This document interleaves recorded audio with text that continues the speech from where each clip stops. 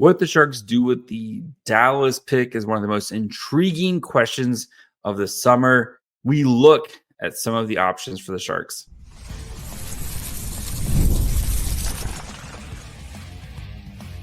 You're Locked On Sharks, your daily podcast on the San Jose Sharks, part of the Locked On Podcast Network, your team every day. Hello, welcome to Locked On Sharks, the premier hockey podcast covering your favorite team in the Bay Area. My name is JD Young, caretaker at the Reese, also the co-host of Locked On NHL. I want to thank you for making Locked On Sharks your first listen. Proudly part of the Locked On Network. We cover your team every day. And if you want to be an everydayer, all you have to do is just follow wherever you get podcasts, or you can watch on YouTube as well. And today we're going to be examining some potential options for the Sharks with the Dallas pick, right? We're going to be looking at some long-term pieces, guys who maybe haven't established themselves in the NHL, but pieces who could be part of the Sharks' future. We're going to be looking at some established players, and then maybe just looking at bundling some picks and moving up. So before we get into some of these long-term trade targets, the Sharks do have plenty of options here. And, there's plenty of great players in this draft that you could get with the 30th pick. And, we've spent a lot of time looking at some guys here. And, people kind of stand out personally, like Henry Brusevich, Bill Zonin, Shane Brzezinski. Like there's going to be good players who are potentially there for San Jose, right? But the thought of maybe moving this player for this pick for a player who can help you this year might be appetizing for the San Jose Sharks, who, right, one of the best prospect pools in the NHL, very young, exciting core. And you think this year is supposed to be a year of growth, and getting a player who can help you now and in the future might not be the worst decision for Mike Grier and the Sharks as they look to kind of start to exit this rebuild. So we're going to start by looking at some players here who haven't quite established themselves, or maybe there's some untapped potential here. And again, something to keep in mind with all of these guys that we discuss is the Dallas pick is probably not going to be the only thing attached. But this is going to be the base. This is going to be kind of the key component of it. And it's most likely for many of these players going to be this pick plus prospects or NHL player or whatever. But it's not just going to be like Dallas pick for player X.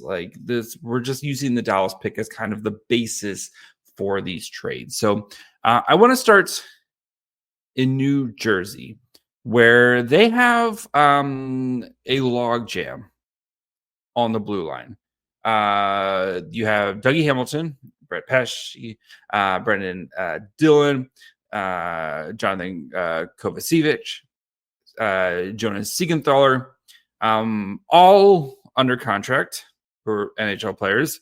You have Luke Hughes, who's a RFA, who's going to he's going to get the bag here really soon. Nose leaves two young defensemen, and Seamus Casey and Simon Nemec, who you would think might be potentially available via trade.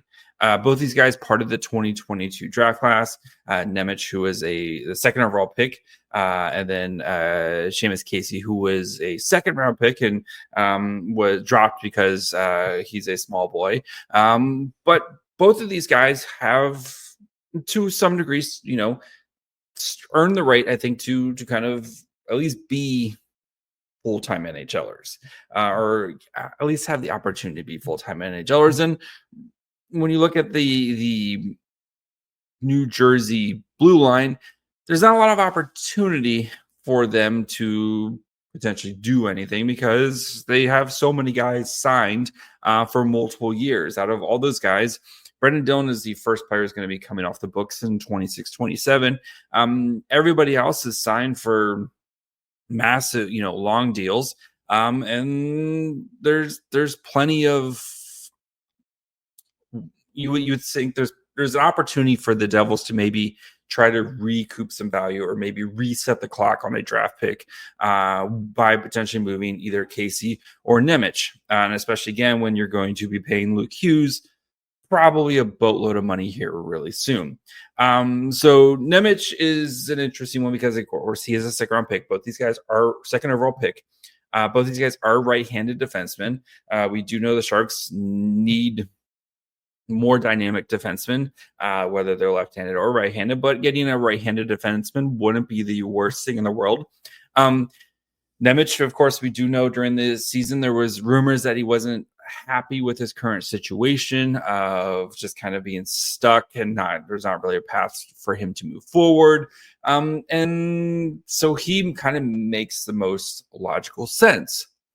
But I did want to bring up Seamus Casey as well, because as a former second round pick, he's done very, very well in his limited time, at least when it comes to production in the NHL.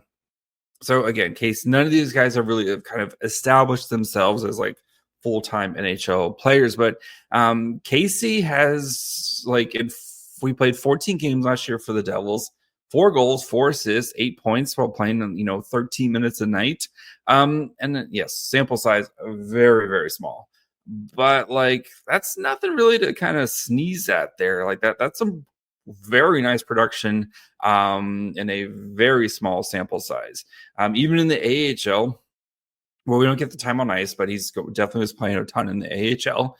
With the Utica Comets, he had in 30 games, he had 3 goals, 15 assists for 18 points in 30 games. That's not too bad as well either. This is a guy who was a point per game player with the University of Michigan in his last season we played 40 games at 45 points for them. And he's a guy, I think, yes, he is smaller at 5'10", 180 pounds, but I think that's still a guy that you think the ceiling, it could be extremely, extremely high for him. The other, of course, the big name, Simone Nemec, he has not kind of produced at the same rate. So he played 27 games with the Devils this year, 2 goals, 2 assists, 4 points. And then with Utica, 34 games, 5 goals, 18 assists, 23 points. But of course the size, right? He's 6'1", 190 pounds. He's a second overall pick, and a player who, has much more tools than the Seamus Casey. But both these guys, I think, are intriguing options for the Sharks to potentially look at as you try to find a long-term piece here. Both of them on their ELCs. You have their rights for a long time. They're still very, very early in their development. These are both really, really intriguing pieces. Thing with the Devils, though, of course, is they don't do anything. Because, yes, they're not playing right now, but that's come take a job. 1 or 2, Dougie Hamilton, not the healthiest dude, around. And I know they have some injury issues even going into this season. So having a backup plan with Casey and Nemec isn't the worst thing in the world for them. You do, though, wonder if maybe trading one and keeping the other might be a possibility for the Devils, because then you don't have potentially 2 unhappy players. You might just have 1 unhappy player. And between the two, I think Nemec is probably more of the Mike Greer pick because of the size. But then again, Seamus Casey's put up some really nice numbers here, and despite being smaller, he's played big time games. As a former University of Michigan product, he's played big time hockey in his career and has produced very well during that time. So I do think that these are players who the Sharks should be at least considering of these two, because they're very young. They would fit your core, both of them 21, and you're going to have to offer more. Yes, we know this, but if starting with the first round pick, from the Devils, and whatever else you add to it for a Devils team that maybe looks for a little bit of an injection of prospects that they can either develop or use as trade bait for themselves as they try to kind of take a big step this next season. You look at what the Sharks did, right? They got Tomas Hertl, they got a bunch of stuff for him, and then they just turn around and trade all that bunch of stuff to get Askarov later, a year later, or not even a year, a couple months later. So that could be an option for the Devils, is just to try to just get kind of restock your kind of ammo here to give you stuff to go to later on. So, but yeah, I think both those players should be potentially in the Sharks, options of what to maybe do with this pick here. So we're going to be looking at some established players and why Samuel Girard might not be the worst thing in the world for a late first round pick. So we'll get to that here in just 1 second. Ever check your bank account, wonder where did all my money go between dining out, online shopping, and entertainment? Easy to lose track. That's where Monarch Money comes in, your personal CFO, giving you full visibility control over your finances. Monarch Money isn't just a budgeting app. It's a complete financial command center. You can track all your accounts, investments, and spending in one place so you can stop just managing your money and start building wealth. Instead of juggling multiple apps, you can use Monarch to check your finances, track spending, and even plan long-term goals. Managing money with your partner is also smoother than ever. You can track both shared and personal accounts, set goals, and stay on the same page without the stress. So take control of your finances with Monarch Money. Use code LOCKEDONNHL at monarchmoney.com for 50% off your first year. That's monarchmoney.com, code LOCKEDONNHL for half off your first year.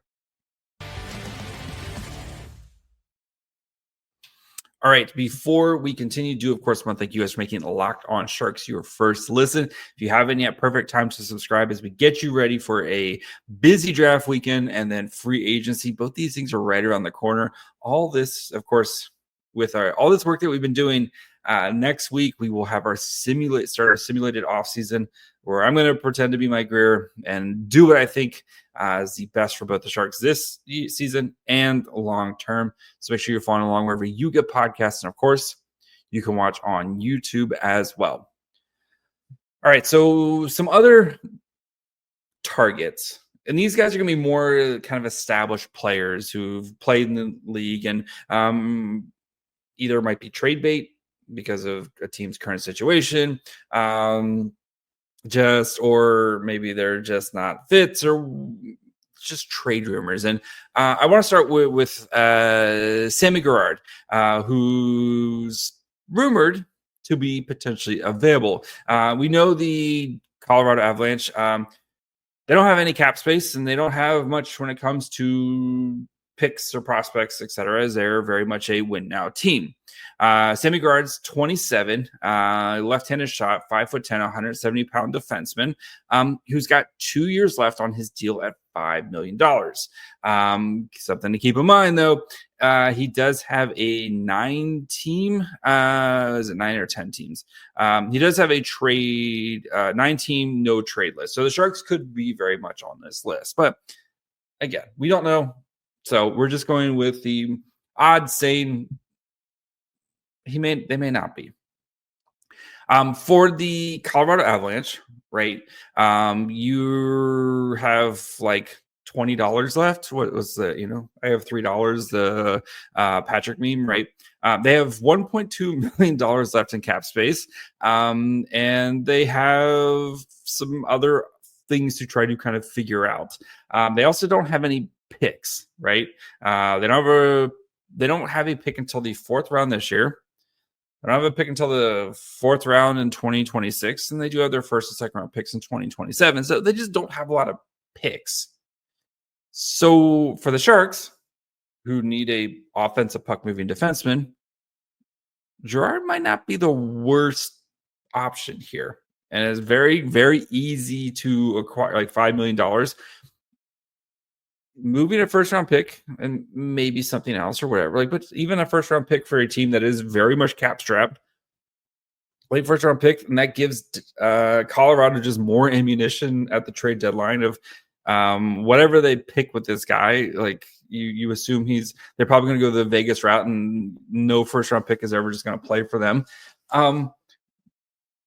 But I think it makes a lot of sense, especially for a guy who's very good, has 2 years left on his deal, and isn't going to block any of your young prospects, right? And everyone's like, well, Luca Cagnoni is supposed to be kind of the next Sammy Girard. Who better to learn from, right? If you're Luca Cagnoni than Sammy Girard. So I think I would be super excited to get a guy about Sammy Girard, get him here and let him play for the next 2 years to help kind of just stabilize the back end. Of course, the offensive numbers aren't super, like, they're not blow you away or anything like that. Because one, right, he's kind of the third banana on the team with Tays and Makar in front of him. Like, he's never going to get the kind of big time opportunities with those two guys in front of him, which is fine. But the hope is, right, you give him more of a chance here and see what he can do. Where he's going to kind of be the guy. But I think for the Sharks, right, he scored last year. He had 24 points in 73 games. Year before they had 18 and 59, 37 and 76. Like, I think this is the guy who could probably put up for in San Jose. I wouldn't be surprised if he cracked the kind of 40-point mark pretty easily with the Sharks. I mean, we saw what Jake Wallman did for San Jose, and I think Girard's a better offensive player. I think there'd be a really nice chance for Girard to have kind of a career year with the Sharks if they did acquire him, just because, again, he's going to get all the opportunities in the world for you. So yeah, he's the player I would be very interested. I know he's left-handed. Please don't, I can feel the eye rolls from here, but he's a player I'd be really, really interested in. Two other guys who we have spent some time talking about, again, kind of as the first pick to the Dallas pick as kind of the base for the trade. Bowen Byram, who has kind of established himself as an NHL player. There's still some questions about what he is and what he would do, and kind of in the same situation as Girard, where there's always been guys in front of him and he's never been the guy on a team. But we know that Buffalo wants to be very aggressive this offseason in trying to get NHL players who can help them capitalize. And we know Bowen Byram is expected to sign a massive contract. And they've already got a lot of money locked up to two players in Owen Power and Dahlin. So Bowen Byram would make a lot of sense there. You do wonder if maybe it's the first round pick and Mario Ferraro, who Ferraro can kind of come in. He's a much cheaper option at $3.5 million. And just has a different role, kind of that more defensive defenseman, and would kind of play a little bit lower down the lineup. And maybe it's the first and Ferraro for Bowen Byram, like as a start. Again, I think who knows where both these teams are, but that might be a potential option there, just because I think for Buffalo, you're getting an NHL player who can help you right now. You have some more first that you can, again, draft somebody, and then if you turn around and flip them at some point or just let them kind of develop, again, I think there's some nice players that potentially add with the 30th pick there. And so that could be an option. And then, of course, there's Jason Robertson, who we did talk about last week, and I don't think it makes a ton of sense. But we know Dallas, right? I mean, they fired Pete DeBoer, which we all saw coming. Pete DeBoer, he does the thing, right? I'm going to get to the Western Conference Finals. I'm going to throw my goalie under the bus. And then I'm going to get fired and go to another team, and I'm going to get them to the conference finals and do the same thing. We've seen the Pete DeBoer movie multiple times, right? But maybe, I mean, we've heard the words ruthless offseason discussions potentially happening with the Stars. We did the whole Stars pick, what kind of picking over the Stars and stuff. And I think the Mason Marchment makes the most sense from San Jose's point. But if you're the Sharks, getting Jason Robertson to put with Macklin Celebrini sounds pretty sick to me. And you're going to the problem is there's going to be a bajillion people lining up, right? And to everybody and their mother would be lining up to try to acquire Jason Robertson, because Jason Robertson, very good at hockey, 2-time 40-goal scorer. You're going to get 30 to 40 goals a season from him. He's 25. Yes, he's going to need a new contract in a year, but with the cap going up and you have a proven goal scorer, people will be more than happy to pay Jason Robertson $10 million a season in a year from now, because he's very good and he's going to be worth the $10 million because the dude scores goals. And that's usually what you look for, right? Is production and ice time. The dude plays. Yeah, the dude is very good, and he scores and stuff. So while it's super fun, I just don't know. I don't know if the Sharks would be, I don't want to say desperate enough, because I think some other teams would just get more desperate, where it's like, we don't care about the picks and prospects. We'll just give you whatever because we want to get a guy who can help us win right now. While Jason Robertson would make the Sharks much better. The timeline, right? And yeah, so we'll see. But those are some guys to like the established players who I think would be targets for San Jose. So we're going to be talking about trading up and who to potentially target. And I have the perfect team in mind. So we'll get to that here in just 1 second.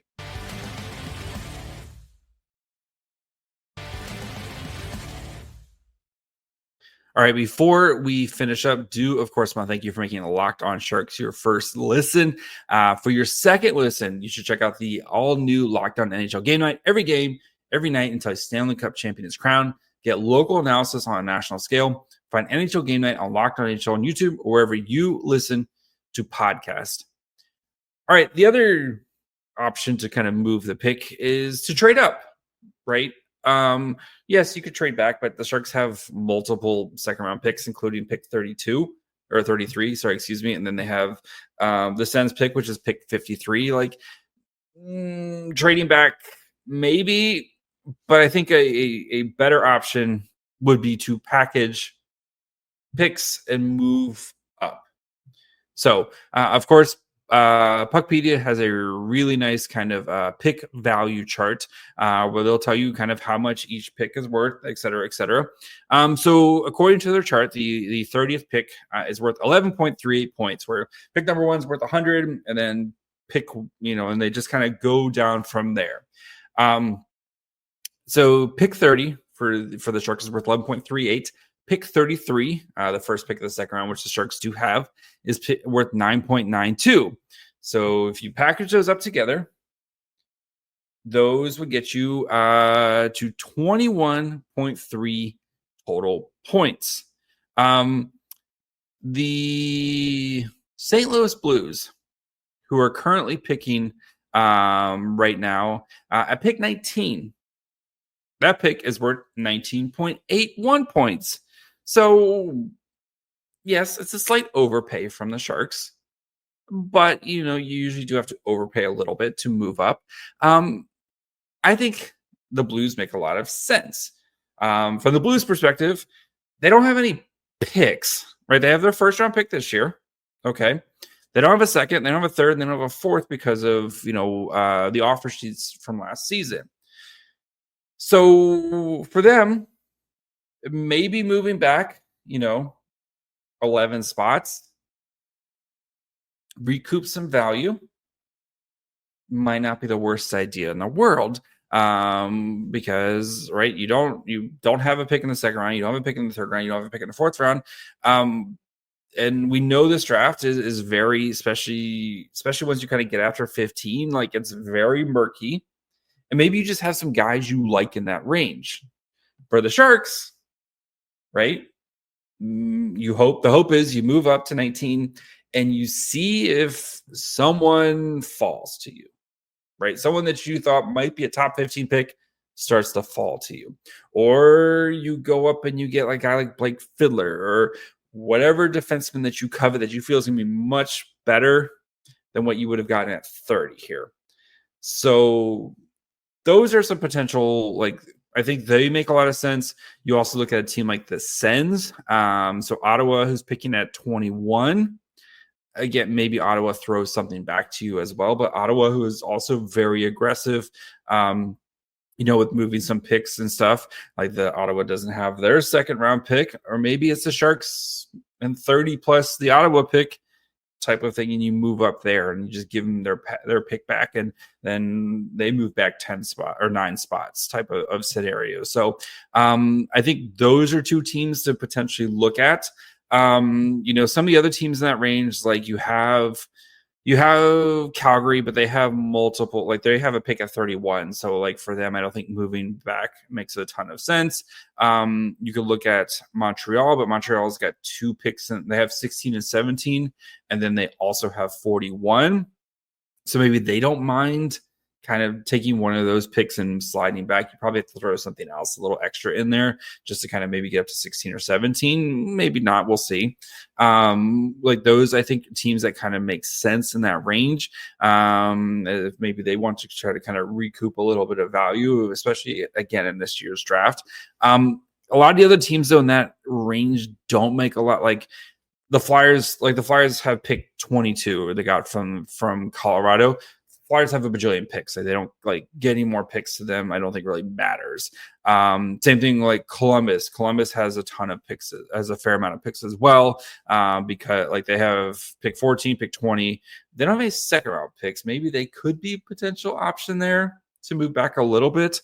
But they do have like a third, a fourth. So maybe Columbus, they trade the Minnesota pick at 20. That could be one. We know the Preds have a ton of picks, so they don't make a lot of sense at 23. The Kings at 24, they don't have a second either, so maybe they're another one to kind of move back. Like we'll move back a couple spots to go and then kind of recoup a little bit more value here. So there's some options I think in there for the Sharks, but I think the Blues one makes the most sense from I think of a value of what you're getting.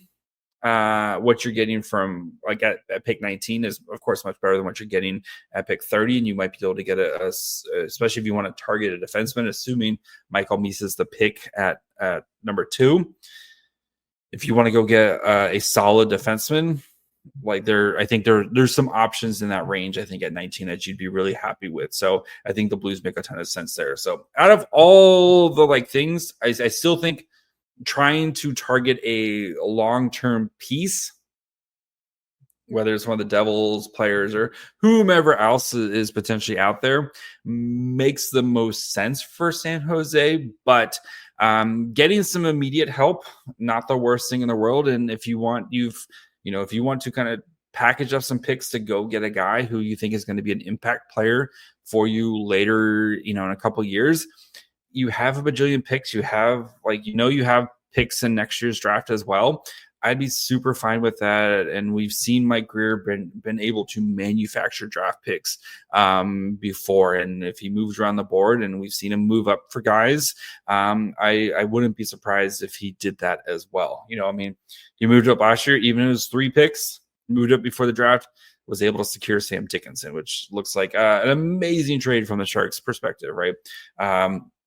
He moved up a couple of years ago for Brandon Svoboda.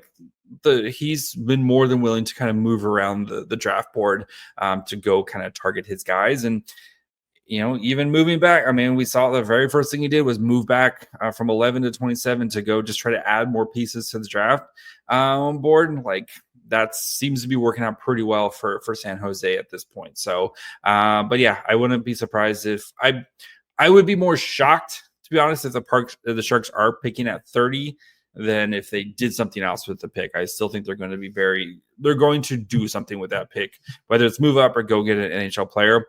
Like I said, I wouldn't be surprised if that's Mike Grier's plan, and he kind of has hinted at it a bunch this offseason. So that's going to be it for me today. We'll be back tomorrow. We got more draft profiles coming up, so make sure you're following along wherever you get podcasts. And of course, you can watch on YouTube as well. Follow the show on Twitter, Facebook, and Instagram at Locked On Sharks. Follow me on Twitter and Blue Sky at My Fry Hole.